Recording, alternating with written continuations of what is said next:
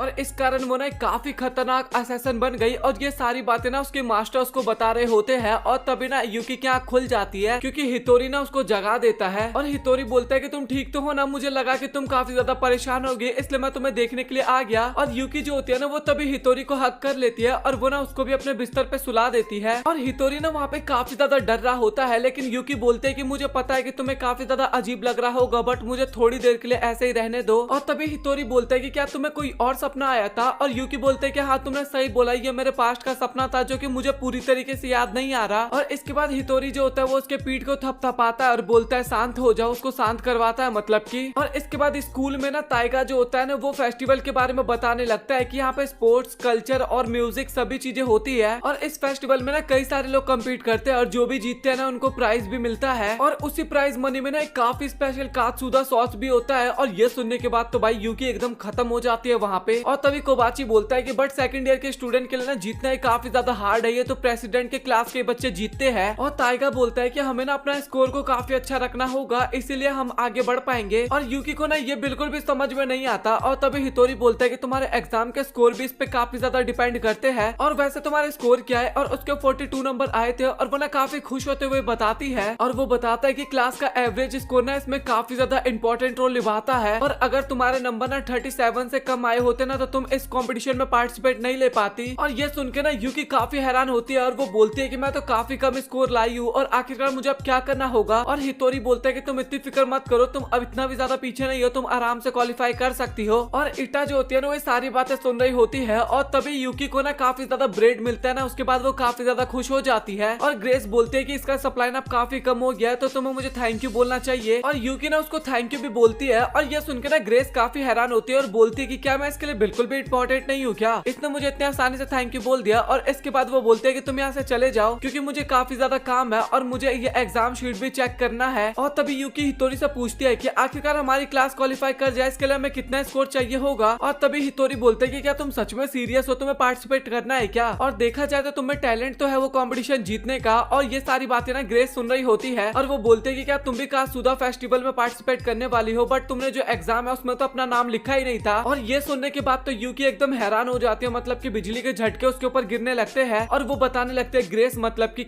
Exam के time पे ना मैंने तुम्हारा शीट देखा था जहाँ पे तुमने ना अपना नाम लिखना भूल गई थी और वैसे सच बताओ तो तुम काफी ज्यादा मूर्ख हो। और यूकी बोलती है कि मैं काफी बेकार हूँ, तुम्हें थैंक यू नहीं बोलना चाहिए था। और हितोरी बोलते है कि क्या तुम उसको नाम लिखने का मौका नहीं दे सकते। और ग्रेस बोलते है कि मैं तुम्हें पागल दिखती हूँ क्या, इतना बढ़िया मौका मैं तुम्हें फ्री में कैसे दे दूं। और वो बोलते है कि हमारे बीच में जो ब्रेड देने का डील चल रहा है ना उसको कैंसिल करना पड़ेगा और साथ ही रामन खाते टाइम ना तुम्हें सॉस का इस्तेमाल करना बंद करना पड़ेगा। और यूकी ना उसकी बात मानने वाली होती है, लेकिन तभी वहाँ पे थोड़ा हवा चलता है और यूकी नोटिस करती है कि कोई ना ग्रेस के पीछे जाती है और अचानक से गायब हो जाती है। और तभी ग्रेस पेपर पे देखती है कि उस पे तो नाम लिखा चुका था और ग्रेस बोलने लगती है कि आखिरकार तुमने किस तरीके का मजाक किया है। और हितोरी बोलने लगता है कि इसमें तुम्हारी गलती है, तुम्हें इस पे ध्यान देना चाहिए था। और बोलता है कि यूकी ने ना पहले इस पे अपना नाम लिखा हुआ था और तुमने ज्यादा ध्यान नहीं दिया था इस पे। और इस बात पे ना ग्रेस काफी गुस्सा होकर वहाँ से जाने लगती है। और हितोरी बोलता है कि आखिरकार तुमने ये सब इतनी जल्दी कैसे कर दिया। और हमें ना इता भी दिखाई जाती है जो कि बताती है कि मैंने सब कुछ यूकी के लिए किया है और मुझे काफी अच्छा लगा कि मैं उसके कुछ काम आ पाई। और यूकी भी बोलते है कि तुम्हारा शुक्रिया, तुमने मेरी काफी ज्यादा मदद की। और इस बात पे इकागी जो होती है ना काफी ज्यादा शर्मा जाती है।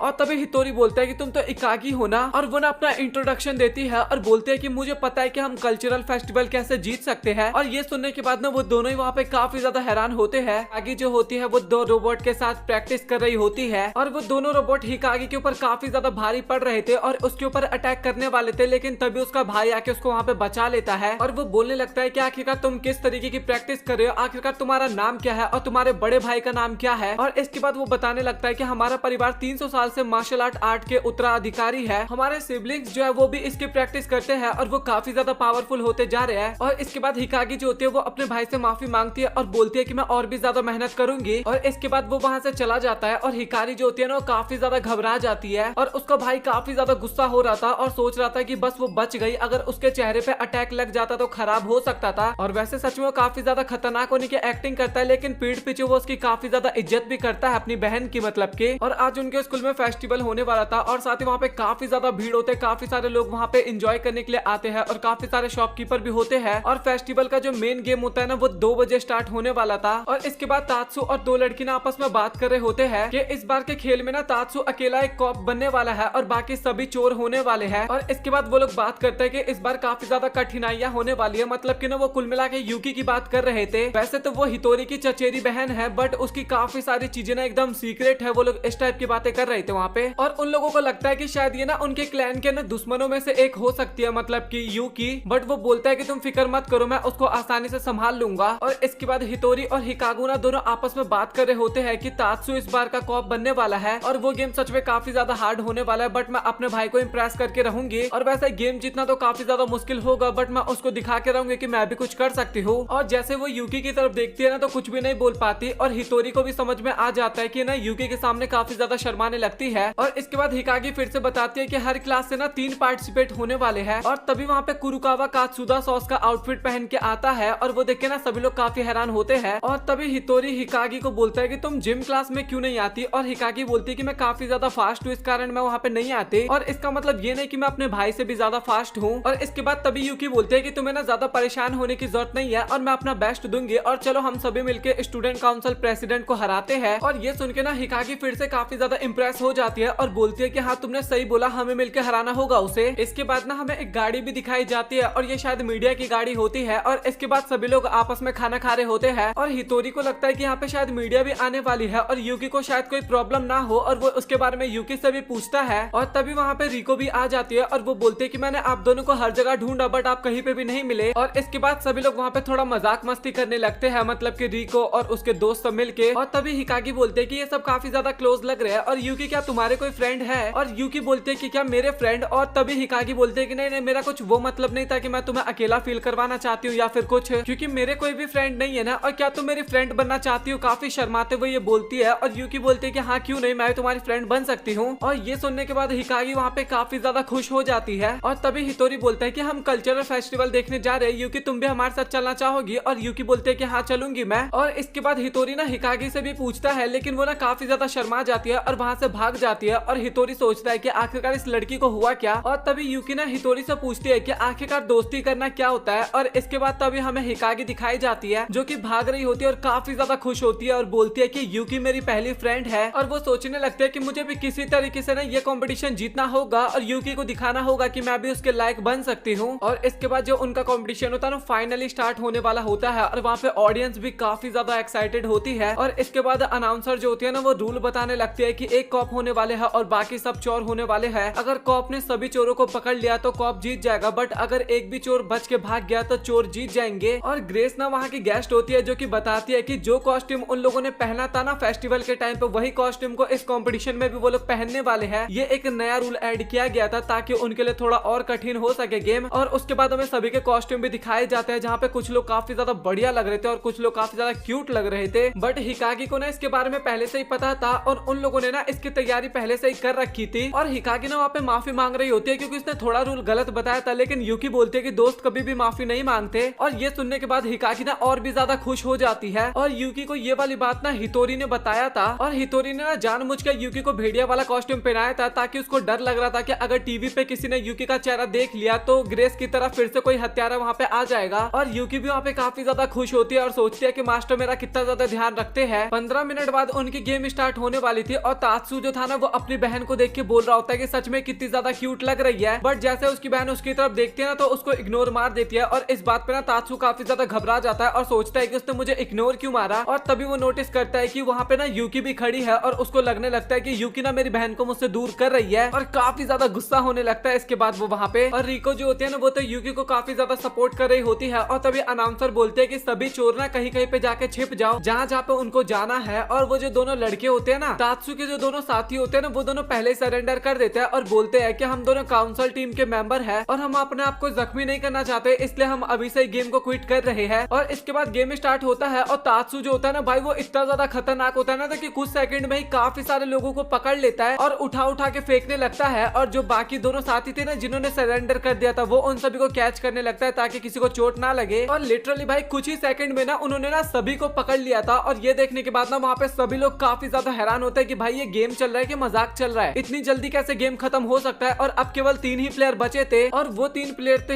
हिकागी, यूकी और कुरुकावा, और बस यही 3 बचे थे और ये तीनों एक ही टीम में होते हैं। और कुरुकावा जो होता है ना वो गेस्ट रेफरी की तरफ देखती है और वो ना काफी ज्यादा एक्साइटेड हो रही थी, मतलब कि गेस्ट रेफरी। और वो देखने के बाद कुरुकावा सोचता है कि मुझे यहाँ पे अपना इंप्रेशन अच्छा बनाना होगा और वो ना वहाँ पे तात्सु को चैलेंज कर देता है कि भाई तू मेरा कुछ भी नहीं उखाड़ सकता। लेकिन तात्सु ना भाई तुरंत ही उसको पकड़ता है और उठा के फेंक देता है और कुरुकावा ना काफी गंदी तरीके से गिरता है। और वैसे वो दोनों सभी को तो कैच कर रहे थे बट कुरुकावा को कैच भी नहीं करते। भाई उसके साथ क्या हुआ होगा वो तो बाद में पता लगेगा। और इसके बाद तात्सु ना यूकी को बोलने लगता है कि तुमने मेरी बहन को मुझसे दूर किया है और अब मैं तुमको बिल्कुल भी नहीं छोड़ने वाला। और इसके बाद हिकागी भी बोलने लगते हैं कि हमें ना अलग हो जाना चाहिए, लेकिन यूकी बोलते हैं कि अब काफी ज्यादा लेट हो चुका है। और इसके बाद तभी तात्सु एकदम स्पीड में जाता है और यूकी को पकड़ के ना सीधा हवा में उठा देता है और वो ना उसको उठा के फेंकने वाला होता है। और हिकागी सोच रही होती है काफी ज्यादा घबरा के कि मुझे क्या करना चाहिए। और तभी याद आता है कि यूकी ने मुझे बोला था कि वो मेरी फ्रेंड है। और इसके बाद तभी अचानक से वहाँ पे पिंक कलर का धुआं आ जाता है और तभी अचानक से ना यूकी की जगह पे ना वहाँ पे हिकागी आ जाती है। और ये चीज देखने के बाद ना वहाँ के होस्ट भी काफी ज्यादा हैरान हो जाते हैं कि आखिरकार यहाँ पे ये क्या हुआ। और तात्सु जो होता है ना वो अपनी बहन को ही उठा के फेंक देता है और इसके बाद वो भी काफी ज्यादा रोने लगता है कि भाई मैंने क्या कर दिया, मैंने तो अपनी बहन को ही उठा के फेंक दिया। और यूकी सोच रहे होते हैं कि आखिरकार हिकागी ने ऐसा क्यों किया। और तभी उसको पास्ट की बात याद आती है जहाँ पे हितोरी बता रहा होता है कि फ्रेंड उससे बोलते हैं जिसके साथ आप मस्ती भरी बातें कर सको या फिर बेवकूफी वाली बातें कर सको और दोस्ती में कभी भी लॉजिक नहीं देखा जाता। और तभी यूकी बोलते हैं कि जिससे हम हाल फिलहाल में मिले हो क्या वो भी हमारे दोस्त बन सकते हैं। और हितोरी बोलता है कि इसके बारे में मुझे ज्यादा कुछ तो नहीं पता बट जब मेरा कठिन टाइम चल रहा था तो उस टाइम पे यही दोनों थे जो हमेशा मेरे साथ रहा करते थे, मतलब कि वो वहाँ पे अपने दोस्तों की बात कर रहा था और कभी उन्हें मेरी जरूरत पड़ी ना तो मैं भी उनकी जरूर मदद करूंगा और इसी को दोस्ती बोलते हैं। और इसके बाद तभी यूकी को ना हिकागी की बात याद आती है कि क्या तुम मेरी दोस्त बनोगी, जब उसने ये बोला था। और इसके बाद हिकागी को ना तभी उसके दोनों असिस्टेंट ना कैच कर लेते हैं, मतलब कि तात्सु के जो दोनों पार्टनर थे ना वो कैच कर लेते हैं और बचा लेते हैं उसको। और हिकागी अपने मन में सोच रही होती है कि ये तुम्हारे लिए काफी ज्यादा इंपॉर्टेंट है। और अब गेम खत्म होने में ना केवल 10 मिनट बचे हुए थे और दोनों ना एक दूसरे के आमने सामने एकदम फेस टू फेस खड़े होते हैं। और वहाँ पे लिटरली ऑडियंस भी एकदम हैरान थे कि आखिरकार यहाँ पे क्या होने वाला है, मतलब कि मैक्सिमम को तो लग रहा था कि तात्सु ही वो मैच जीतने वाला है। और हितोरी अपने मन में सोच रहा होता है कि इस टाइम पे तात्सु काफी ज्यादा गुस्से में लग रहा है और यूकी पता नहीं क्यों मुझे काफी ज्यादा चिंतित सी नजर आ रही है। और यूकी भी सोच रही होती है कि मुझे जीतना ही होगा और मुझे इन कैमरों से भी बच के रहना होगा क्योंकि आखिरी बंदी वही बची हुई थी। और वो सोच रही होती है कि इसने ना अपने शरीर में ना कात्सुदा सॉस लगा रखा है और ये शायद मुझे डिस्ट्रैक्ट करने के लिए कर रखा है बट मुझे अपने दोस्तों को लेट डाउन नहीं करना। और हिकागी जो होती है ना काफी ज्यादा डरी होती है बट वो फिर भी बोलते हैं कि मुझे पूरा भरोसा है कि ये मैच यूकी ही जीतने वाली है। और वो काफी ज्यादा चेयर करने लगती है और इसके बाद फाइनली दोनों एक दूसरे के साथ भिड़ते हैं। और सच में भाई वो कंपटीशन काफी ज्यादा तगड़ा जा रहा था। और सच बताओ तो वहाँ पे ना यूकी खाने की बात कर रही थी कि मैं इस कंपटीशन के बाद खाना खाने वाली हूँ। और तात्सु भी सोच रहा होता है कि मैं एक लड़की से तो बिल्कुल भी नहीं हारने वाला और वो भी उस लड़की से जो कि मेरी बहन को मुझसे दूर कर रही है। और इसके बाद वो यूकी को ना थोड़ा पीछे की तरफ धक्का देता है और तात्सु बोलता है कि तुम मेरी बहन के साथ ऐसे नहीं घूम सकती जैसे कि तुम उसको काफी पहले से जानती हो और मेरी बहन की कोई फ्रेंड बनेगी ना तो काफी ज्यादा स्पेशल होगी और तुम मेरी बहन को बिल्कुल भी नहीं जानती हो कितना ज्यादा पेन और सफरिंग में रही है। और ये सारी बातें ना हिकागी काफी गौर से सुन रही होती है और तभी यूकी के दिमाग में ना स्पेशल फ्रेंड आता है। और इसके बाद पता नहीं अचानक से उसको क्या हो जाता है, वो ना सीधा तात्सु को उठाती है और सीधा उठा के फेंक देती है। और ये देखने के बाद तात्सु के दोनों असिस्टेंट होते हैं ना वो भी काफी ज्यादा हैरान होती है और एंकर लोग भी वहाँ पे काफी ज्यादा हैरान हो जाते हैं। और इसके बाद तभी यूकी ना वहाँ से भागने लगती है और तात्सु बोलता है कि मैं तुम्हें इस तरीके से तो यहाँ से भागने बिल्कुल भी नहीं दूंगा। और अब केवल 20 सेकंड बचे हुए थे और भेड़िया ना जेल से भागने वाला था, मतलब कि यूकी भेड़िया वाला कॉस्ट्यूम पहन रखी थी ना, मैं उसकी बात कर रहा हूँ। और इसके बाद यूकी हिकागी के पास जाती है और वो बोलती है कि मुझे नहीं पता था कि दोस्ती का मतलब क्या है बट मैंने उसका आंसर आपको पहले ही दे दिया था और दोस्ती का मतलब मुझे मेरे किसी स्पेशल ने बताया था और अगर मैं तुम्हारे लिए स्पेशल पर्सन बन सकती हूँ तो मैं जरूर बनने की कोशिश करूंगी। और इसके बाद वो नीचे घुटनों पे झुकते हुए बोलती है कि क्या तुम मेरी दोस्त बनना चाहोगी। और ये सुनने के बाद हिकागी वहाँ पे काफी ज्यादा शर्माने लगती है और तभी वहाँ पे तात्सु आके उसको पकड़ लेता है और तभी सीटी बजती है और मैच हो जाता है खत्म। और यूकी बोल रही होती है कि आखिरकार ये मैच जीता कौन। और हितोरी बताता है कि हमारी क्लास ये मैच जीत गई। और तभी रिको बताती है कि बट जब तक विसल बजा था तब तक तो यूकी जेल में ही थी ना। और मुझे ऐसा फील हो रहा है कि यूकी को रूल ही समझ में नहीं आया। और तभी अनाउंसमेंट भी होता है और सच में वहाँ पे प्रेसिडेंट जीत चुका था, मतलब कि तात्सु जीत गया था मैच। और लिटरली वहाँ पे ना यूकी को सच में वहाँ पे रूल समझ में नहीं आया था गेम का। और बारी थी अब वहाँ पे इंटरव्यू की और ये देखने के बाद ना वहाँ पे हितोरी काफी ज्यादा हैरान होने लगता है कि भाई ये चीज नहीं करवा सकते हम यूकी का। और कैमरा मैन ना वहाँ पे प्रेसिडेंट का इंटरव्यू लेने के लिए आ रही थी और यूकी तो वहाँ पे एकदम ब्लैंक हो चुकी थी, उसको तो कुछ भी समझ में नहीं आता। और तभी हिकागी को समझ में आ जाता है कि यूकी ने उसको बोला था कि उसको कैमरे के सामने नहीं आना, अपना फेस हाइड करके रखना है। और तभी उसकी नजर ना कुरुकावा के ऊपर जा जाती है और वो सोचती है कि मुझे मदद करनी होगी और वहाँ पे वो पिंक कलर का धुआं फिर से फैला देती है और वो ना फिर से वहाँ पे कुरुकावा से ना यूकी को एक्सचेंज कर देती है। और ये देखने के बाद ना तात्सु भी काफी हैरान होता है और सोचती है कि आखिरकार वो लड़की कहाँ चली गई। और हितोरी और हिकागी मिलकर ना वहाँ पे यूकी को बचा लेते हैं और एक सेफ जगह पे ले आते हैं। और इसके बाद ना दोनों वहाँ पे माफी मांगने लगते हैं कि मेरे वजह से गेम हार गए, तो मेरे वजह से गेम हार गए। और यूकी बोलती है कि मैं भी चाहती हूँ कि तुम भी मुझे काफी ज्यादा पसंद करो, मतलब कि हिकागी को। और इसके बाद वो दोनों फाइनली दोस्त बन जाते हैं। और तभी वहाँ पे तात्सु आता है और वो अपनी बहन को बोलता है कि अब घर जाने का टाइम हो चुका है। और वो सोचने लगता है कि मैं इन दोनों को और ज्यादा टाइम तक अकेले नहीं छोड़ सकता, नहीं तो एक दूसरे में काफी ज्यादा घुल मिल जाएंगे और मैं तुम्हें अगली बार देख लूंगा। यूकी को मन में सोच रहा होता है, सब बोल रहा होता है मतलब कि। और तभी वो दोनों जा रहे होते हैं और यूकी बोलते हैं कि हम कल मिलेंगे स्कूल में। और ये सुन के ना हिकागी भी काफी ज्यादा खुश हो जाती है। इसके बाद हमें रात के टाइम का कॉन्सर्ट दिखाया जाता है, बट यूकी ना एक जगह पे उदास बैठी थी क्योंकि वो हार चुकी थी। और हितोरी भी वहाँ पे आता है और यूकी बोलते है कि ये फर्स्ट टाइम है जब मैं यहाँ पे हारी हूँ। और हितोरी बोलते है कि तुम ना शायद रूल्स को गलत समझ ली थी क्योंकि तुम काफी ज्यादा उस टाइम पे एक्साइटेड थी। और यूकी सोच रही होती है कि अच्छा तो इसी को एक्साइटमेंट बोलते हैं और अब तो ये फेस्टिवल भी खत्म हो चुका है। और हितोरी बताता है कि तुम फिक्र मत करो क्योंकि ये अगले साल फिर से होगा। और इसी तरीके से दोनों काफी प्यार से वहाँ पे बातचीत करते हैं। कागी जो होती है वो अपना निशाना दिखा रही होती है। हितोरी बोलता है कि सच में निंजा काफी ज्यादा कूल होते हैं। और हिकागी बोलती है कि मैं अपने भाई जैसी नहीं हूँ, मैं उससे काफी ज्यादा कमजोर हूँ। और साथ ही कभी कभार मैं ये सोचती हूँ काश मैं एक नॉर्मल परिवार में पैदा हुई होती और काश मेरे पास कोई भी पावर ना होती। और ये बात सुनकर ना यूकी भी बोलती है कि तुमने सही बोला, मुझे भी सेम फीलिंग होती है। और अगर तुम्हें कुछ भी प्रॉब्लम हो या फिर कुछ भी चीजें शेयर करनी हो ना तो तुम मुझसे शेयर कर सकती हो। और ये बात सुनकर ना हिकागी को काफी ज्यादा अच्छा लगता है और उन दोनों को इतना ज्यादा क्लोज देख के ना हितोरी भी काफी ज्यादा खुश हो रहा था। और इसके बाद तभी वहाँ पे ग्रीस आती है और वो ना हितोरी की काफी ज्यादा मजे लेने लगती है कि तुम तो भाई काफी ज्यादा लकी हो, तुम्हारे चारों तरफ लड़कियां ही लड़कियां हैं और तुम चाहो तो इनमें से किसी को भी पिक कर सकते हो। इसके बाद ग्रीस ना हिकागी से माफी मांगती है और हिकागी बोलती है कि क्या तुम भी सामान्य पर्सन नहीं हो। और ग्रीस बोलते है कि तुमने सही बोला और मुझे तुम्हारे बारे में सब पता है कि तुम हिकागी क्लैन की सबसे छोटी डॉटर हो। और साथ ही मुझे ये भी पता है कि यूकी के टेस्ट पेपर पे नाम तुमने ही लिखा था। और ये बात सुन के वहाँ पे हिकागी काफी ज्यादा हैरान होती है और यूकी फिर से काफी ज्यादा गुस्सा होती है और बोलती है कि मेरी बहन से अपना हाथ हटा। और इसके कुछ टाइम बाद का सीन दिखाया जाता है जहाँ पे हितोरी बोलता है कि आखिरकार ग्रीस आप यहाँ पे किस लिए आई हो। और तभी ग्रीस बताती है कि तुम्हें भूल ही गई, मुझे अभी चाइना जाना होगा एक मिशन के तौर पे और मैं वहाँ पे कुछ लोगों से यूकी की बहन के बारे में पूछूंगी। और ऑर्गेनाइजेशन से इसके बारे में पूछना सच में काफी ज्यादा डिफिकल्ट होने वाला है और काफी ज्यादा रिस्की भी होने वाला है। और ग्रीस यूकी को बोलती है कि वो जगह तो तुम्हारा पुराना ठिकाना है ना। और यूकी बोलती है कि जब से मेरे मास्टर गए हैं तब से मेरा कोई भी ठिकाना नहीं है। और ग्रीस बोलते है कि मुझे सच में काफी ज्यादा बुरा लग रहा है क्योंकि मैं इस बार का क्रिसमस तुम्हारे साथ सेलिब्रेट नहीं कर पाऊंगी और तुम दोनों तो काफी अच्छा टाइम एक साथ स्पेंड करने वाले हो। और इसके बाद वो वहाँ से चली जाती है और ठिकाने का सुन के ना यूकी वहाँ पे काफी ज्यादा परेशान हो जाती है, लेकिन हितोरी काफी ज्यादा ब्लश कर रहा होता है क्रिसमस का सुन के। और तभी हिकागी बोलती है कि तुम दोनों डेट पे जाने वाले हो ना और ये कितना ज्यादा मजेदार है और ये पहली बार है जब मैंने किसी के साथ रोमांटिक बातें की है। और काफी घबराते हुए बोलती है कि अगर मैंने कुछ गलत बोल दिया तो मुझे माफ कर देना क्योंकि तुम दोनों तो कजन ब्रदर सिस्टर हो ना। और हितोरी बोलता है कि नहीं नहीं नहीं ऐसी कोई भी बात नहीं, हम दोनों ब्रदर सिस्टर नहीं है। वहाँ पे स्नो गिरने लगता है और सभी लोग वो देखने लगते हैं। और तभी हितोरी के फोन में ना उसके डैड का मैसेज आता है कि वो इस साल ना वापस घर पे आ रहे हैं। और इसके अगले दिन ना काफी सारी बर्फ गिर गई थी और तभी मोचितारो ना बर्फ में खेलने लगता है और हितोरी भी ना वहाँ पे स्नोमैन बनाने लगता है, मिनी स्नोमैन। और वो यूकी को भी बोलता है ये करने के लिए। और इसके बाद ना यूकी भी वहाँ पे मिनी स्नोमैन बनाने लगती है, बट उसका स्नोमैन ना काफी ज्यादा डिफरेंट लग रहा था देखने में। और हितोरी बोलता है कि सच में देखने में काफी ज्यादा अच्छा लग रहा है और उसकी तारीफ सुन के ना यूकी भी काफी ज्यादा खुश हो जाती है। लेकिन जो मोचितारो वहाँ पे खेल रहा था ना वो गलती से ना उन दोनों के स्नोमैन के ऊपर ही गिर जाता है। और हितोरी बोलता है कि मोचितारो तुम सच में काफी ज्यादा शरारती हो गए हो। और यूकी तो वहाँ पे अलग ही लेवल डिप्रेशन में चली जाती है, काफी ज्यादा निराश हो रही थी। लेकिन तभी हितोरी के पास ना उसका कॉल आता है और इसके बाद ना वो कॉल पिक करने के लिए ना अंदर जाता है। और यूकी को समझ में आ जाता है कि कॉल के बाद ना ये काफी ज्यादा निराश लग रहा है। और कॉल पे हितोरी बोल रहा था कि हाँ मैं इसके बारे में मदर और रिको से बात करूंगा और क्या ये टाइम आ गया है सही, कुछ इस टाइप की बातें कर रहा था। और इसके बाद कॉल कट करता है और यूकी को बोलता है कि मैं अभी कुछ टाइम के लिए मदर के घर पे जा रहा हूँ, तो क्या तुम प्लीज घर का ध्यान रख सकती हो। और यूकी बोलते है कि हाँ जरूर मैं रख सकती हूँ। और इसके कुछ टाइम बाद जब हितोरी घर पे आ रहा था तो वो मन में सोच रहा था कि यूकी ने आखिरकार मुझे बाहर मिलने के लिए क्यों बुलाया है और आज तो क्रिसमस भी है, इस कारण यहाँ पे काफी ज्यादा भीड़ है। और तभी ना वो एक जगह पे काफी भीड़ देखता है और जैसे ही वो वहाँ पे देखता है ना तो वहाँ पे यूकी होती है जिसने काफी बढ़िया वाला ड्रेस पहन रखा था। और हितोरी भी काफी हैरान हो जाता है और बोलता है कि आखिरकार तुमने इस टाइप का ड्रेस क्यों पहना है, और वैसे देखा जाए तो ये नॉर्मल ड्रेस ही है। और इसके बाद यूकी ना अपना मफलर ना हितोरी को पहना देती है और बोलती है कि काफी ज्यादा ठंड है तो तुम्हें ठंड लग सकता है, और गर्मी के लिए ना वो उसके शरीर को भी सहलाने लगती है। और हितोरी इस बात पे काफी ज्यादा शर्मा जाता है, और तभी यूकी बोलती है कि क्यों ना हम दोनों एक डेट पे चले। और ये बात सुन के ना भाई हितोरी वहाँ पे काफी ज्यादा हैरान होता है, और आखिरकार तुम्हें डेट का आइडिया आया कहाँ से। और वो बताती है कि मैंने रिको को कॉल किया था क्योंकि मुझे अपना कॉल के टाइम पे काफी ज्यादा परेशान लगे थे, और मैं नहीं चाहती थी कि आप इतनी ज्यादा परेशान रहो, और मैं आपको थोड़ा खुश करना चाहती थी। और वैसे मैं स्नोमैन बनाने में तो ज्यादा अच्छा नहीं हूँ, बट मैं यहाँ पे आपकी हेल्प जरूर कर सकती हूँ। और ये बात सुन के ना हितोरी वहाँ पे काफी ज्यादा हैरान होता है, और वो बोलता है कि अगर ऐसी बात है तो हाँ हम दोनों चलेंगे एक डेट पे। और ये बात सुन के यूकी भी काफी खुश होती है, और तभी हितोरी बोलता है कि क्या मैं तुम्हारे हाथ को पकड़ सकता हूँ। और यूकी वहाँ पे हाँ बोलती है, और बोलती है कि रिको ने बोला था कि तुम्हारा हाथ कभी भी ना छोड़ू मैं। और इसके बाद वो दोनों वहाँ पे चलने लगते हैं, और हितोरी जो होता है ना वो काफी ज्यादा शर्मा रहा होता है, और वो सोच रहा था कि रिका ना कुछ भी कर जाती है। और वो ने यूकी के बारे में भी सोच रहा था, उसकी फीलिंग्स के बारे में और अपनी फीलिंग्स के बारे में। और तभी वो यूकी को बोलता है कि हमें ना कुछ खा लेना चाहिए, और तभी ना वहाँ पे स्नो भी गिरने लगता है। और हितोरी बोलता है कि दोबारा से स्नो गिरने लगा, और वहाँ का नजारा ना स्नो के बाद काफी ज्यादा अच्छा लग रहा था देखने में। और हितोरी बताता भी है कि इसी कारण मुझे स्नो काफी ज्यादा पसंद है। इसके बाद यूकी ना वहाँ पे थोड़ा हंसने लगती है, और हितोरी बोलता है कि क्या मैंने कुछ गलत बोला। और यूकी बोलती है कि नहीं मैं काफी खुश हूँ कि आपको बर्फ काफी ज्यादा पसंद आया। और लिटरली यहाँ पे यूकी भाई एकदम गजब लग रही थी, और यूकी को देखने के बाद ना हितोरी भी वहाँ पे काफी ज्यादा ब्लश करता है। और इसके बाद हमें पास्ट का सीन दिखाया जाता है जहाँ पे यूकी और रिको दोनों कॉल पे बात कर रहे थे, क्योंकि यूकी ना रिको को ना डेट पे जाने के लिए रेडी करवा रही होती है, और वो ना ऊपर से नीचे तक ना सारे टिप्स दे रही होती है कि तुम्हें किस तरीके के कपड़े पहनने चाहिए, या फिर तुम्हें क्या क्या चीजें पहननी चाहिए। और उसके आगे ना सब कुछ रखा होता है, मतलब कि यूकी के आगे रिको काफी सारे आउटफिट सजेस्ट करती है, साथ ही गर्दन में पहनने के लिए नेकलेस बोलती है, बढ़िया सा जूता पहनने के लिए बोलती है, काफी सारी चीजें डीपली बात होती है। बट यार हम लड़की नहीं है ना, तो इन सब चीजों पे उतना बात नहीं करेंगे। और रिको ये भी बोलती है कि तुम्हें ना काफी ज्यादा सुंदर लगना है, और हितोरी ने इससे पहले तुम्हें आज तक कभी भी ऐसा ना देखा हो, और हम ना हितोरी को सरप्राइज देंगे। और इसके बाद ना यूकी भी काफी ज्यादा खुश हो जाती है, और यूकी भी बोलती है कि मैं ना तैयार होने में अपनी पूरी कोशिश करूंगी, और मैं ज्यादा से ज्यादा सुंदर बनने की भी कोशिश करूंगी। और वैसे इसको तैयार होने की जरूरत भी नहीं है यार, सच बताओ तो। और इसके बाद फाइनली वहाँ पे रिजल्ट भी आ जाता है, और उसका ना 96% कंपैटिबिलिटी बनता है। और ये देखने के बाद ना हितोरी भी काफी ज्यादा हैरान हो जाता है, और रिको तो बोलने लगते हैं कि आप तो एकदम पक्के वाले कपल हो। और हितोरी वहाँ पे सोच रहा होता है मुझे तो 4% का अभी तक डर लग रहा है। और तभी ना वहाँ पे यूकी भी आ जाती है, और वो ना शॉपिंग करने के लिए गई थी। और इसके बाद रिको ना वेजिटेबल्स को निकालने लगती है, और हितोरी अपने मन में सोचने लगता है कि हमारे बीच में नॉर्मल कॉन्वर्सेशन तो हमेशा होता ही रहता है, और जैसा कि रिको ने बताया था कि शायद वो क्रिसमस का मैजिक हो सकता है। और इसके बाद तभी रिको ना यूकी से भी बोलती है कि मैं ना तुमसे कुछ क्वेश्चन पूछूंगी, और तुम ना उसका बस मुझे हाँ और ना में जवाब देना। और हितोरी ना रिको को ऐसा करने के लिए मना कर रहा था, लेकिन जबरदस्ती रिको ना क्वेश्चन पूछना स्टार्ट करती है, और वही सेम क्वेश्चन वो पूछती है कि क्या तुम कभी भी मेरे भाई के फिजिकल कांटेक्ट में आई हो। और यूकी वहाँ पे हाँ बोलती है। सेकंड क्वेश्चन तारीफ करने वाला होता है, उसमें भी यूकी हाँ बोलती है, और वो भी ना हितोरी की तरह ना सभी क्वेश्चन में हाँ हाँ करे जा रही थी। और हितोरी ना वहाँ पे काफी ज्यादा घबरा रहा था, जैसे क्वेश्चन आगे बढ़ रहा था हितोरी को डर लगते जा रहा था। सभी लोग बैठ के खाना खा रहे थे, और यूकी को ना कोतात्सु के अंदर बैठने नहीं आता था, और रिको ना उसको बताती है किस तरीके से बैठना है। और यूकी जब कोतात्सु के अंदर पैर डालती है ना, तो उसका पैर काफी ज्यादा लंबा होता है, और इसके बाद वो ना उसको फोल्ड करके बैठती है, और सभी लोग वहाँ पे खाना एंजॉय करने लगते हैं। और इसके बाद वो सभी लोग वहाँ पे बैठे होते हैं ना, तो रिको ना थोड़ा हितोरी का मजाक बना रही होती है, और हितोरी नहीं चाहता था कि रिको ना यूकी के सामने उसकी बेइज्जती करे। इस कारण ना वो पाँव मारने लगता है अपना, मतलब कि इशारा देने लगता है कि ऐसा मत करो। और वो लगातार पैर मारे ही जा रहा था, लेकिन रिको ना चुप होने का नाम ही नहीं ले रही थी। और जैसे वो कोतात्सु के अंदर देखता है ना, तो रियलाइज होता है कि वो इतने टाइम से ना यूकी को पैर मार रहा था। और लिटरली भाई वो इस टाइम पे ना काफी ज्यादा शर्माने लगता है, यूकी भी वहाँ पे काफी ज्यादा ब्लश करने लगती है। और भाई ये सीन सच में काफी ज्यादा फनी भी होता है, और रिको को तो समझ में ही नहीं आता कि आखिरकार वहाँ पे हो क्या रहा है। और इसके बाद हितोरी ना यूकी से काफी ज्यादा माफी भी मांगने लगता है उसके लिए। और रिको को लग रहा था कि वो दोनों ना कोई सीक्रेट बात कर रहे हैं, और ये तो एक लवर सी करते हैं, और वो ना काफी ज्यादा खुश हो जाती है। बट वहाँ पे वो दोनों काफी ज्यादा शर्माने लगते हैं। इसके बाद ना हमें हितोरी के बचपन का सीन दिखाया जाता है, जहाँ पे वो एक लड़की को बता रहा होता है कि मुझे नहीं पता कि प्यार की परिभाषा क्या होती है, मैंने सिर्फ उस लड़की को कन्फेस किया था जिसके साथ मैं खेलता हूँ, बट उस लड़की ने मुझे रिप्लाई किया था कि वो कोई प्यार नहीं है, बस हम एक साथ रहते हैं, इस कारण तुम्हें ऐसा फील हो रहा है। और मुझे ये सच में काफी ज्यादा हार्ड लगा था, बट उसके बाद से वो मेरे साथ खेलना भी बंद कर दी, और शायद मेरे कन्फेशन के कारण उसको थोड़ा बुरा लगा होगा। तो अगर ये प्यार की फीलिंग नहीं है जैसा कि उसने मुझे कहा, तो फिर ये कौन सी फीलिंग है जो कि अभी मेरे पास है। और तभी हितोरी सो के उठता है, और उसके बगल में ना यूकी भी सो रखी होती है, और हितोरी ना चुपचाप रूम से बाहर जाने की कोशिश कर रहा होता है, और रूम के बाहर आके सोच रहा होता है कि भाई मैं किस मुसीबत में फंस गया। यूकी कुछ टाइम से डरावने सपने देख रही थी। इस कारण मैंने उसको बोला था कि अगर तुम्हें किसी चीज की भी जरूरत हो तो तुम मेरे पास आ जाना। और इस कारण मुझे अभी बिल्कुल भी नींद नहीं आता, मैं काफी दिनों से नहीं सो पाया हूँ, इससे कहीं मेरी हेल्थ खराब ना हो जाए। और इससे भी बड़ी प्रॉब्लम तो ये है कि अब स्कूल का विंटर हॉलीडे भी स्टार्ट होने वाला है और अब मुझे उसके साथ और भी ज्यादा टाइम स्पेंड करना पड़ेगा। और तभी अचानक से ना यूकी भी वहाँ पे आ जाती है और वो पूछती है कि तुम्हें कुछ हुआ है क्या। और हितोरी बहाना मारते हुए बोल देता है कि नहीं ऐसा कुछ भी नहीं, आज हम साफ सफाई करने वाले घर की, तो मैं सोचा कि मैं पहले ही प्लानिंग कर लेता हूँ। और इसके बाद वो वहाँ से चला जाता है और यूकी ना उसकी तरफ देखते ही रह जाती है। और इसके बाद हितोरी ना अपना फेस वॉश कर रहा होता है और वो सोच रहा होता है कि ऐसे तो बिल्कुल भी नहीं चलने वाला और मुझे उसको अपनी फीलिंग्स के बारे में बताना ही होगा, बट इससे कोई प्रॉब्लम ना हो जाए। और इसके बाद हमें यूकी दिखाई जाती है जो कि घर को ना काफी अच्छे से साफ कर रही होती है, क्योंकि अब ये पहले से काफी बढ़िया हो गई थी। और वो सोच रही थी कि पहले मैं काफी ज्यादा गड़बड़ किया करती थी, बट अब मैं काफी ज्यादा बढ़िया काम करने लगी हूँ। और तभी मोचितारो की नजर ना टॉवल और पानी के ऊपर जाती है और तभी हितोरी ना ऊपर से नीचे को सामान लेके आ रहा होता है। और तभी वो नीचे देखता है कि यूकी ना फिर से गिरी पड़ी होती है और यूकी काफी ज्यादा रोते हुए बोलती है कि सब मेरी गलती नहीं है। और हितोरी बोलता है कि तुम बिल्कुल भी टेंशन मत लो, मुझे पता है कि सारा काम मोचितारो ने किया है। और इसके बाद हितोरी मोचितारो को उठाता भी है। यूकी वहाँ पे पूरी तरीके से गीला हो गई थी और तभी हितोरी बोलता है कि तुम बाथरूम में जाकर अपने कपड़े चेंज कर लो। लेकिन यूकी जो होती है वो वहीं पे अपने कपड़े चेंज करने लगती है और ये देखने के बाद ना हितोरी वहाँ पे काफी ज्यादा शर्माने लगता है और वहाँ से भागने की कोशिश करता है। और इसके बाद हितोरी अपने कमरे में जाके सोचने लगता है कि वो आम लड़की की तरह बिहेव करने की कोशिश कर रही है और वो सच में काफी ज्यादा भोली भी है। और इसको फिर से वही पास्ट वाली लड़की की याद आने लगती है जो कि उसको बोल रही थी कि तुम अकेले हो, इस कारण तुम्हें सभी पसंद आने लगते हैं। और हितोरी सोच रहा होता है कि मैं इन सभी चीजों को नष्ट नहीं करना चाहता और मुझे इन सभी चीजों के बारे में फिर से दोबारा नहीं सोचना है और क्या पता ये भी मुझे छोड़ के चली जाए। और तभी यूकी बोलती है कि हितोरी आप ठीक तो हो ना, क्योंकि आप सुबह के टाइम पे भी काफी ज्यादा उदास थे। और तभी हितोरी बोलता है कि हाँ मैं एकदम ठीक हूँ। और इसके बाद वो दरवाजा खोलते हुए बोलता है कि मैं अभी तुम्हारे लिए गर्म पानी कर देता हूँ। लेकिन जैसे वो यूकी को देखता है ना, उसकी स्माइल को देखता है, तो फिर से काफी ज्यादा हैरान हो जाता है, बोलता है इतनी प्यारी स्माइल है इसकी। और इसके बाद यूकी ना हितोरी को फिर से उसके पैरों के ऊपर सोने के लिए बोलती है। और ये बात सुनने के बाद ना हितोरी काफी ज्यादा घबरा जाता है और बोलता है कि मैं ऐसा बिल्कुल भी नहीं करने वाला। और वो ना उस टाइम पे यूकी की आंखों की ना काफी ज्यादा तारीफ भी कर रहा था और बोलता है कि मैं अगर तुम्हारे पैर पे लेटता हूँ ना तो मुझे काफी ज्यादा एम्बैरेसिंग फील होता है और अभी तो मैं हाई स्कूल का स्टूडेंट भी बन चुका हूँ और ये सब चीजें करना शोभा नहीं देता मुझे। और यूकी उदास होते हुए बोलते हैं कि हाँ मुझे इसके बारे में पता ही था और मुझे पता है कि आप मुझसे भी परेशान हो गए हो और मैं इस काम में भी एकदम फेल हो गई और सच बताओ तो मैं किसी भी काम को अच्छे से नहीं कर पाती हूँ। और इसके बाद ना वो वहाँ पे काफी ज्यादा रोने लगती है और जब उसकी आंखों में आंसू आ रहे थे ना तो भाई उसको ये नहीं पता होता है कि इसको आंसू बोलते हैं या फिर क्या बोलते हैं, क्योंकि वो पहले असैसिन थी ना, इसके बारे में आपको पता है। और हितोरी भी काफी ज्यादा घबरा जाता है वहाँ पे और उसको बोलता है कि तुम्हें रोने की बिल्कुल भी जरूरत नहीं है और उसको भी पता होता है कि भाई ये सारी उसी की गलती है, उसके कारण ये सब कुछ हो रहा है। और तभी हितोरी बोलता है कि तुम्हें ना नहा लेना चाहिए और यूकी बोलते है कि तुमने सही बोला और उदास होकर ना वो वहाँ से नहाने के लिए चली जाती है। और उसके जाने के बाद हितोरी सोचने लगता है कि भाई ये आखिरकार मैं कर क्या रहा हूँ और मुझे तो कुछ समझ ही में नहीं आ रहा कि आखिरकार मैं कर क्या रहा हूँ। काफी ज्यादा परेशान हो रहा होता है एक तरह से। और वहीं दरवाजे की दूसरी तरफ ना यूकी भी काफी ज्यादा उदास होती है और इसके अगले दिन ना यूकी बार बार रोए ही जा रही थी, जैसे कि सब्जियां उसने कुछ कम ले आया उसमें रोने लग गई, मोचितारो थोड़ा मोटा हो गया था उसमें रोने लग जा रही थी, दो बिल्लियां आपस में लड़ने लग जा रही थी उसके बाद वो रोने लग रही थी, पत्ता पेड़ से टूट रहा था भाई उसके बाद भी वो रोने लग रही थी। और हितोरी सोच रहा था कि भाई आखिरकार इसको हुआ क्या है। और इसके बाद रात के टाइम पे यूकी हितोरी के साथ सो रही थी और वहाँ पे भी हितोरी को बिल्कुल भी नींद नहीं आता क्योंकि यूकी उसके बगल में सो रखी थी। और ये चीज यूकी ना नोटिस भी कर लेती है। और अगले दिन न्यू ईयर ईव का दिन था और हितोरी काफी ज्यादा थक चुका था क्योंकि उसको नींद बिल्कुल भी नहीं आ पा रहा था रात के टाइम पे, और साथ ही आज उसको क्लीनिंग में भी थोड़ी हेल्प करवानी थी। और इसके बाद हमें यूकी दिखाई जाती है जो कि कपड़ों को धो रही होती है और तभी वो हितोरी के पास जाके बोलती है कि क्या तुम खाने का सामान खरीद के ला सकते हो। लेकिन तभी वो नोटिस करते हैं कि हितोरी ना वहाँ पे एक नोट लिख के कहीं घूमने के लिए गया है कुछ टाइम के लिए और यूकी ना खुद ही चली जाते हैं शॉपिंग करने, बट वहाँ पे कात्सुदा सॉस की दुकान बंद होती है न्यू ईयर के कारण और साथ ही वेजिटेबल शॉप भी बंद होती है। और इसके बाद वो शॉपिंग मॉल में जाती है शॉपिंग करने के लिए, बट वहाँ पे उसको कुछ भी समझ में नहीं आ रहा होता और उसको आज कुछ स्पेशल खरीदना था क्योंकि आज न्यू ईयर ईव का दिन था। तो उसको ना मीट की दुकान दिखाई देती है और वो वहाँ पे ना कुछ मीट खरीद के ना घर पे जा रही होती है। और इसके बाद यूकी जैसे ही घर पे आती है ना तभी हितोरी भी होता है घर पे जो कि डिनर बना रहा होता है और वो बोलता है कि आज तुम रेस्ट करो क्योंकि आज मैं तुम्हारा फेवरेट खाना बनाने वाला हूँ, रोस्टेड मीट बनाने वाला था वो। और ये सुनने के बाद ना यूकी वहाँ पे काफी ज्यादा फिर से रोने लगती है और तभी हितोरी को पता लगता है कि यूकी ने भी ना रोस्टेड मीट बनाने के लिए ही ना मीट खरीद के लाया था। और इसके बाद वो भी थोड़ा सोचता है कि भाई मैंने क्या गड़बड़ कर दिया आज, और वो बहाना मारने लगता लगता है कि मैंने इसको सस्ता खरीदा है, तुमने अच्छा खरीदा है, और साथ ही मैंने तो टुकड़े टुकड़े वाले पीस खरीदे थे और तुमने एकदम साबुत खरीदा था। कुछ बहाना मारने लगता है और इसके बाद फाइनली डिनर बन के रेडी हो जाता है और वो दोनों ही वहाँ पे डिनर करने के लिए बैठते हैं और हितोरी बोलता है कि तुम भी डिनर करना स्टार्ट करो। और यूकी जब उसको टेस्ट करती है ना तो वो उसको काफी ज्यादा अच्छा लगता है, बट वो उस टाइम पे भी रो ही रही थी। और हितोरी भी बोलता है कि भाई मैं कर क्या रहा हूँ, आखिरकार इसको मैं रुला क्यों रहा हूँ आज पूरे दिन। और इसके बाद हमें रात का सीन दिखाया जाता है जहाँ पे हितोरी ना सोफे पे बैठने के लिए आता है, क्योंकि उसको रात में कमरे में नींद तो आने वाली थी नहीं और वो उस टाइम पे सोच रहा था कि कल डैड भी यहाँ पे आने वाले हैं। और वो सोचते सोचते ना वहीं पे सो जाता है और तभी यूकी उसके पास आती है और वो ना उसके ऊपर ब्लैंकेट उड़ा के वहाँ से चली जाती है। और इसके अगले दिन का सीन दिखाया जाता है जहाँ पे रिको ना उनके घर पे आती है, क्योंकि आज न्यू ईयर्स का दिन था तो भाई किसी ना किसी का तो आना बनता था।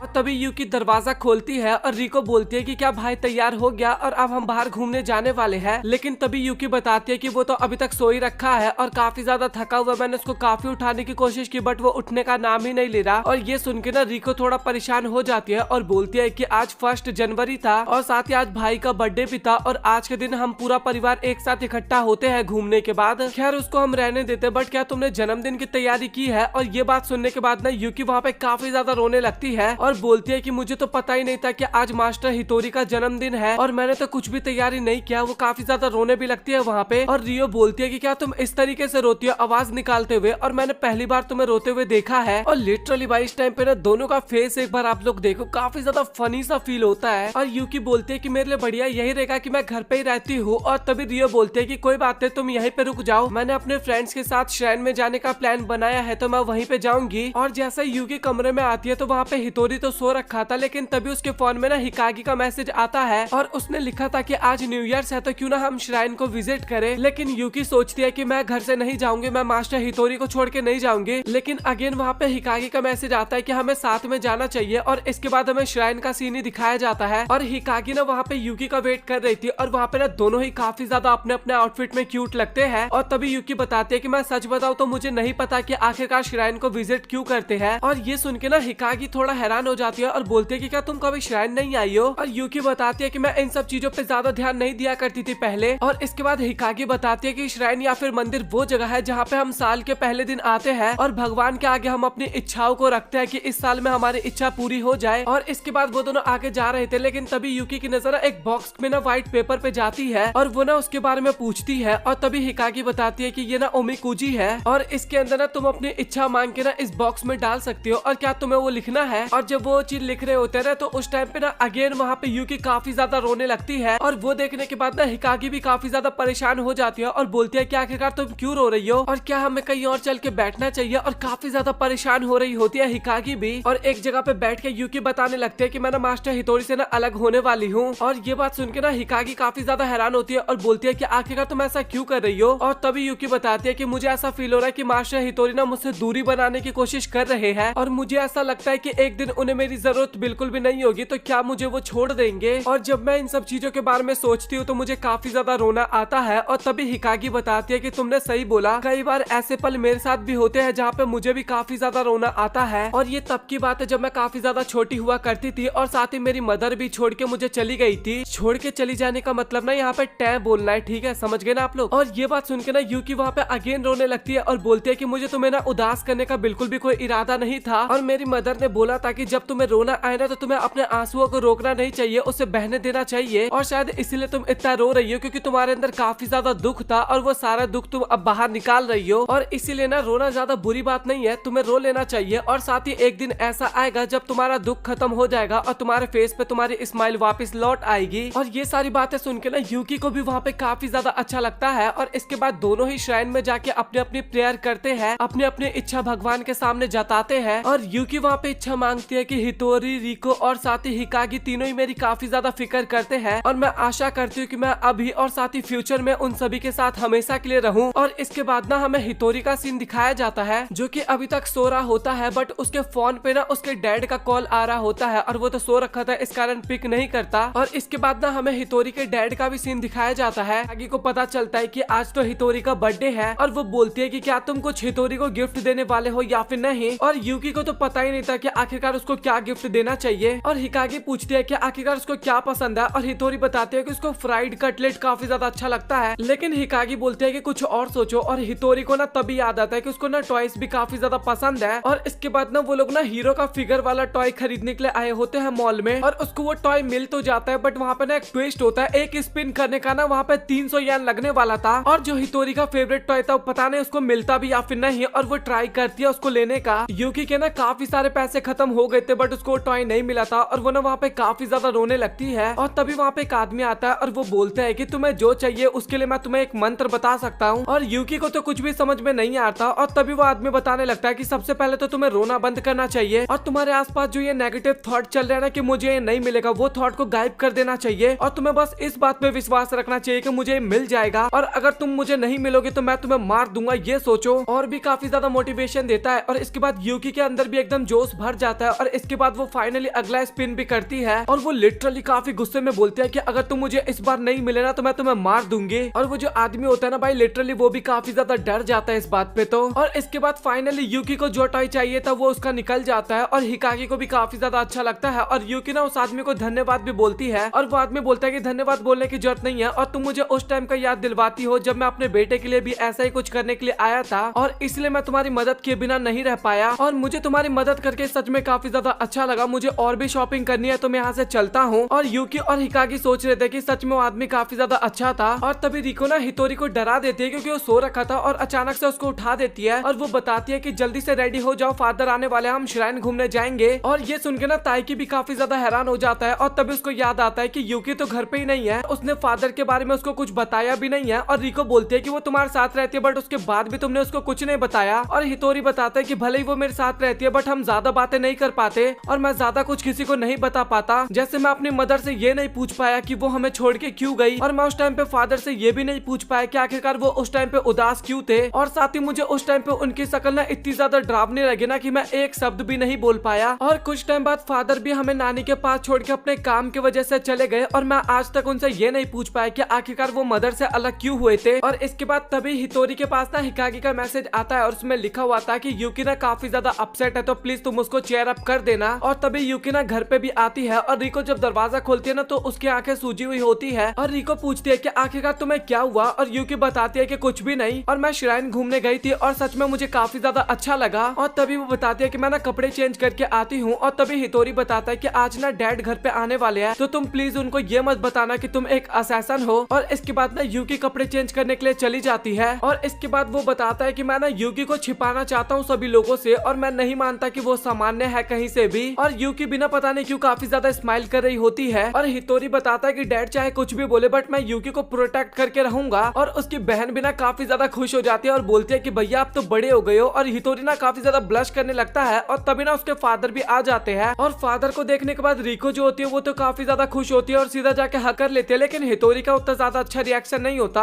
और रिको ना अपने फादर की ना बियर्ड की काफी ज्यादा तारीफ कर रही होती है, और तभी हितोरी बताता है कि डैड मैंने आपको मेड के बारे में बताया था ना। और उसके डैड भी बोलते हैं कि हाँ तुमने सही बोला, घर तुम्हारा काफी ज्यादा अच्छा लग रहा है। और वो बताता है कि मिस यूकी ना मेड से बढ़ के भी काफी कुछ है मेरे लिए, और वो उसकी हिस्ट्री बताने वाला होता है सब कुछ उसके बारे में। लेकिन तभी ना डैड ना मिस यूकी का नाम सुनने के बाद थोड़ा हैरान हो जाते हैं, और उनको पता होता है मिस यूकी के बारे में कि वो एक असैसन है। और तभी ना मिस यूकी ना अपने कपड़े चेंज करके ना नीचे आ रही होती है, और तभी डैड बोलते हैं कि अच्छा तुम जू की बात कर रही हो। और हितोरी भी ना वहाँ पे काफी ज्यादा हैरान हो जाता है। और इसके अगले सीन में ना हितोरी हमें कॉफी बनाता हुआ नजर आता है, और डैड और यूकी ना दोनों आपस में बात कर रहे थे, वही शॉपिंग मॉल वाली बातें कर रहे थे जहाँ पे यूकी धन्यवाद बोल रही थी, और डैड बोल रहे थे कि तुम्हें धन्यवाद बोलने की जरूरत नहीं है। और तभी हितोरी कॉफी बना के लाता है, और यूकी बोलती है कि सॉरी आपने ऐसा क्यों किया, मैं ये कर सकती थी। और हितोरी बोलता है कि तुम्हें सॉरी बोलने की जरूरत नहीं है, और कोई बात नहीं। और तभी डैड पूछते हैं कि तुम मिस्टर हामुरा के यहाँ पे कितने टाइम तक काम किए थे, और यूकी बताती है कि मैं 3 साल तक वहाँ पे असैसन का काम की थी। और डैड बताते हैं कि मैंने एक असैसन मेड के बारे में सुना था, बट वो इतनी ज्यादा सुंदर होगी इसके बारे में मुझे नहीं पता था। डैड बताते हैं कि वो सच में काफी ज्यादा अच्छे इंसान थे, और 6 महीने पहले वो टैं बोल गए हैं, और मैं उनसे पहली बार ना लंदन में मिला था, और ये कम से कम 2 साल पहले की बात होगी। और हितोरी भी सोच रहा होता है कि मैं सोच रहा था कि आखिरकार मैं डैड को कैसे एक्सप्लेन करूंगा। और हितोरी सोच रहा था कि मैं यूकी को ज्यादा नहीं जानता, और ये एकदम ऐसा फील हो रहा है कि 2 अजनबी मेरे सामने बात कर रहे हैं, और ये सोच रहे हैं कि मैं इनको एक फैमिली की तरह एक्सेप्ट कर लूं। और मुझे फिर से पहले वाली फीलिंग यहाँ पे आ रही है, और साथ ही मुझे ऐसा फील हो रहा है कि मैं एकदम अकेला हूँ यहाँ पे। और रिको बताते हैं कि आपको पता है कि ये एक असैसन है, उसके बाद भी आपको कोई फिक्र नहीं हो रही। और डैड बताते हैं कि जब वैम्पायर जैसे तुम्हारी मदर से मैं नहीं डरा तो आखिरकार असैसन क्या बात है, और मुझे कोई फर्क नहीं पड़ता इससे। और रिको ना अलग ही अपने फादर की बातें सुन के ना काफी ज्यादा खुश हो रही होती है और बताती है कि लास्ट टाइम जब मैं हैलोवीन पे वैम्पायर बनी थी तो मेरे बॉडी में ना एक अलग सी हलचल महसूस हो रही थी और ये शायद इसी कारण होगा। उसको लग रहा था कि उसकी मदर सच में एक वैम्पायर है, इस टाइप की फीलिंग जग रही थी उसके अंदर। और डैड भी बोलते हैं कि सच में तुम काफी ज्यादा क्यूट हो। और ताइकी बताता है कि डैड ना हमेशा से ऐसा ही है, जब भी उन्हें किसी चीज से बचना होता है ना तो वो उस बात को ना मजाक में टाल देते हैं। और तभी ना हितोरी को रियलाइज होता है कि ये सारी ना उसी की गलती है, क्योंकि ना कभी भी उसने अपने फादर और यूकी को ना कुछ बताने की कोशिश ही नहीं किया, जबकि ना उसको ना दोनों से बात करना चाहिए था, अपनी बात समझाने की कोशिश करनी चाहिए थी, अपनी फीलिंग्स के बारे में बताना चाहिए था। मतलब कि इस टाइम पे ना हितोरी ये सब बातें सोच रहा था कि उसको करना चाहिए था। और इसके बाद ना उसके डैड वहाँ से जा रहे होते हैं और रिको बोलती है कि अभी भैया का बर्थडे मनाना तो बाकी है ना। और डैड बोलते हैं कि तुम्हारे भाई को बर्थडे सेलिब्रेट करना अच्छा नहीं लगता। और इसके बाद डैड और मदर ने जो गिफ्ट चूज किया था ना वो हितोरी को देते हैं। और डैड बोलते हैं कि मुझे ना एक मीटिंग भी अटेंड करनी है तो मुझे यहाँ से जाना होगा। और हितोरी बोलता है कि फिर से मैं ऐसा ही करूंगा क्या? अपने मन में सोच रहा था क्या मैं आज भी कुछ भी नहीं बोलूंगा अपने डैड को। जब उसके फादर और सिस्टर गाड़ी में बैठ जाते हैं वो उस टाइम पे भी यही सोच रहा था कि मुझे कुछ बोलना चाहिए या फिर मैं ऐसा ही रहूंगा। और हितोरी ना काफी ज्यादा हिम्मत जुटाता है और फाइनली अपने डैड से पूछ ही लेता है कि क्या मैं यूकी को यहाँ पे रख सकता हूँ। और डैड बताता है कि तुम्हें क्या करना है, आखिरकार तुम ये बताओ। और इस टाइम पे ना यूकी भी काफी ज्यादा खुश होते हैं कि फाइनली चलो हितोरी ने कुछ बोला तो सही। और हितोरी बोलता है कि हाँ मैं यूकी को अपने पास रखना चाहता हूँ और डैड ने इसकी परमिशन दे देते हैं। और इसके बाद उसके डैड वहाँ से चले जाते हैं और हितोरी सोच रहा था कि सिर्फ मैंने एक ही वर्ड बोलने में इतना ज्यादा टाइम लगा दिया। और वो सोच रहा था कि क्या मैंने इससे यूकी को प्रोटेक्ट कर लिया। और इसके बाद तभी उसके डैड का उसके पास कॉल आता है।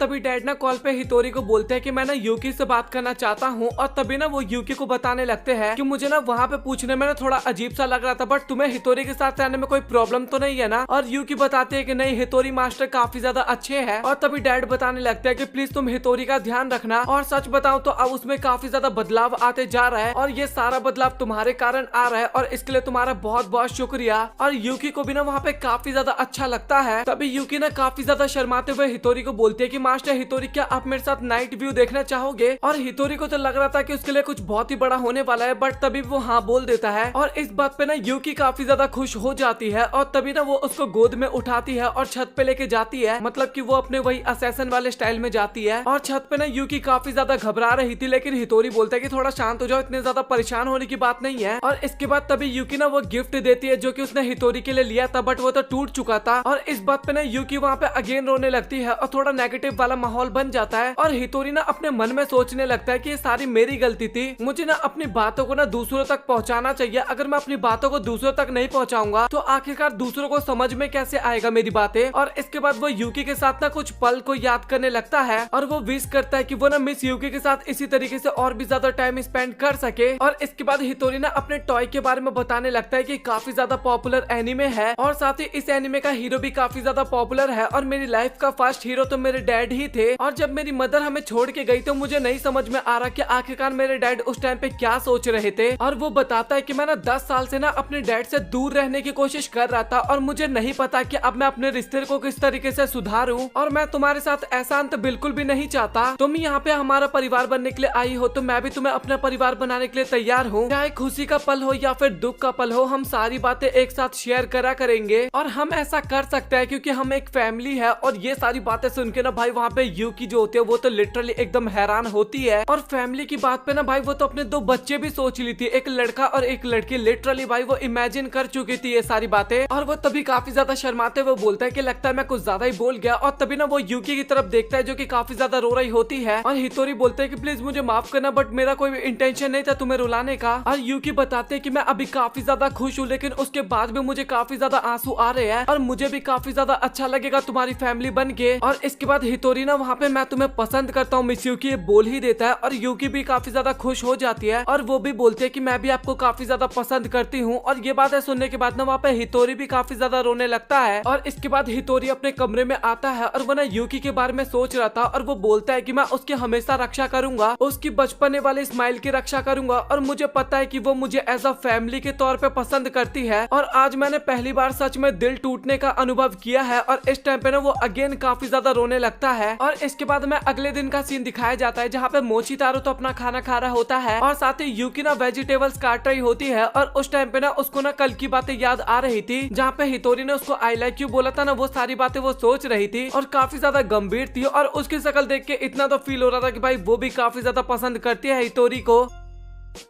और मिस यूकी के इसी सोच के साथ ये एनिमे यहाँ पे हो जाता है खत्म। सो आप लोग कमेंट सेक्शन में बताओ कि आप लोगों को आज का एपिसोड कैसा लगा। और सच बताऊं तो आज का एपिसोड मेनली हितोरी के ऊपर था और ये फाइनल एपिसोड था फर्स्ट सीजन का। और इसी के साथ यू आर मिस सर्वेंट होता है खत्म। और मुझे तो ये एनिमे काफी ज्यादा पसंद आया और साथ ही मुझे एक्सप्लेन करने में भी काफी अच्छा लगा और आपको शायद वीडियो देखने में भी काफी अच्छा लगा होगा। और इस एनिमे की तो मुझे भाई काफी ज्यादा याद आने वाली है। आप लोग अपना ओपिनियन कमेंट सेक्शन में जरूर बताना।